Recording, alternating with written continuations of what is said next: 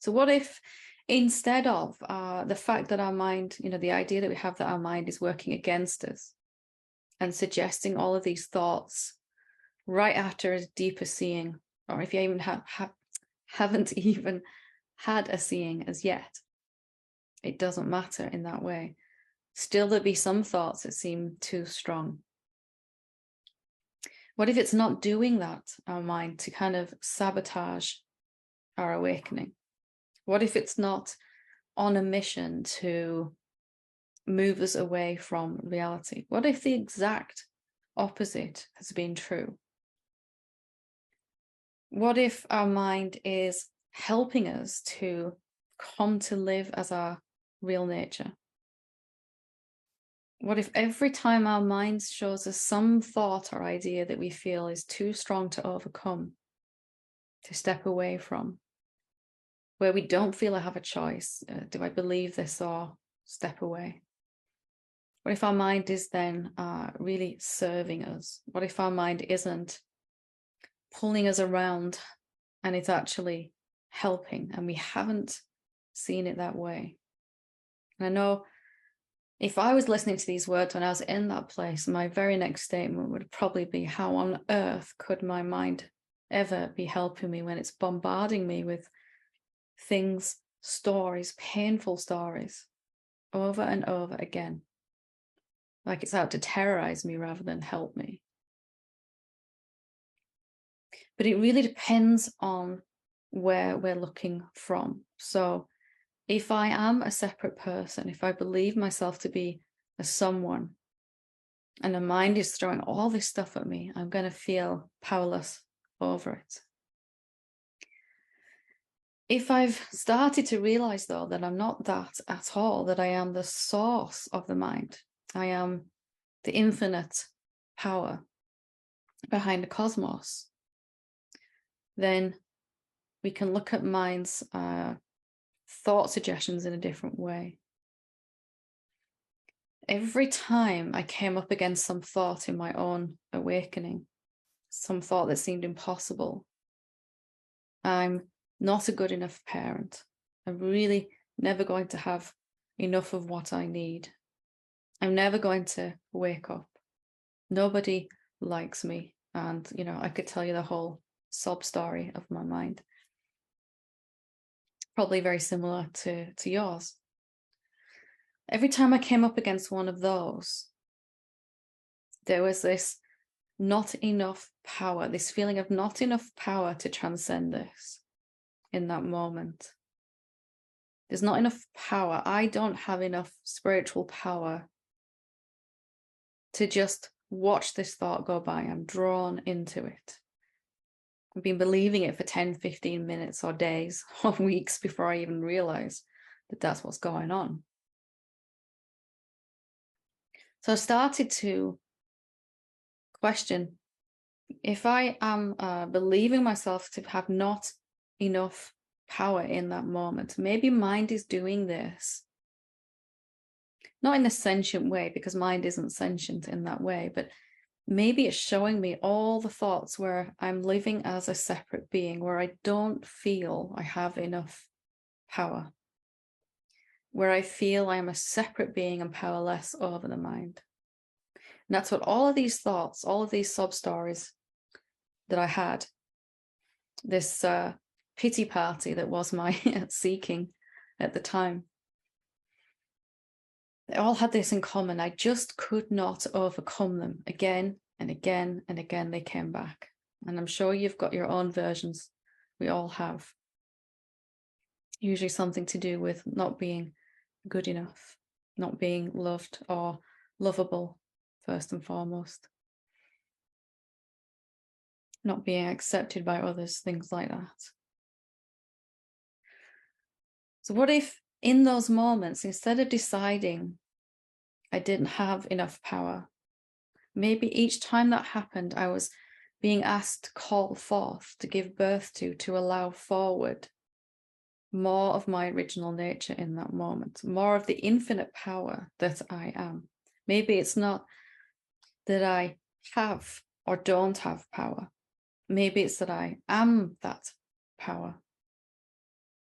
power that creates all of this. And what happens if I gently, softly, in that moment, desire, intend, I'd like to allow more of the infinite power that I am to come to the surface.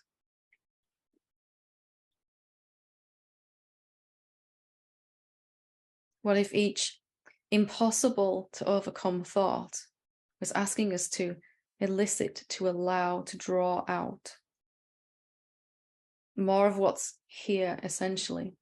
What if our ability to express and use the power that we are, not that we have, because that would make us separate to it, and somebody could take it away. Maybe it's a supply and demand, this power, when it's expressed. Maybe it only comes forth when I ask it, when I need it, when I know it must be there. It's impossible then when I feel I'm a separate being, when I come to recognize, even just mentally at first, conceptually, that I am infinite, formless sentience, infinite power, the sustainer, creator, and destroyer of the universe, in fact. And that same infinite power that appears as a fiery sun or a black hole or a tsunami or an earthquake is actually inside every cell of my being, but has to be called forth, that we've only ever called as much forth as we've needed.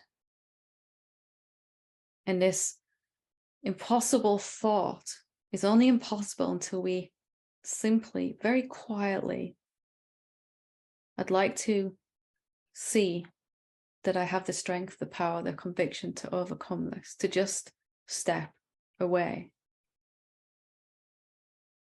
What if every thought that was offered then by the mind was an opportunity to allow more of my original nature to come to the surface? And there is no greater delight than just watching a thought go by. Just watching a thought go by, appears and then disappears, that used to really pull you in and have such a strong, visceral, emotional response, and maybe a corresponding experience in our life. To just know, even just here, to know that I have the power somewhere inside me to let this come and go. And if it isn't, if it's sticking to me, it's because I haven't activated this. I haven't allowed, I haven't dug deep enough. I haven't finessed the power of my essential nature. I'm still functioning here like a separate being that can be overcome by this thought, at the mercy of our mind. So what are the thoughts that are too strong for you, too powerful for you? When they come up, they have that feeling of dread, because you know they're just going to be here for as long as they're here and there's nothing you can do about them. And you hear annoying teachers say, just witness that thought, just stay as the self. And you can't seem to do that in that moment. Not that teachers are annoying, but sometimes for me they were. It was like, how do I actually do that? So it became this quiet, simple call or prayer or invocation to just see more of what I really am in that moment. And just that quiet moment of prayer or asking or allowing or openness.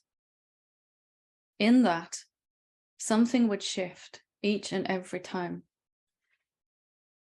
Something would move to the forefront until it became a habit.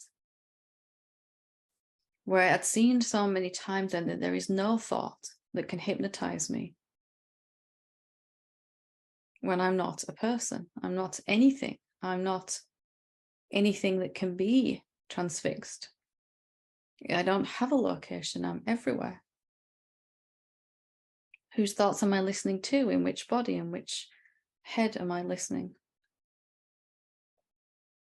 So it isn't something that automatically comes to the surface. We have to kind of call it, activate it.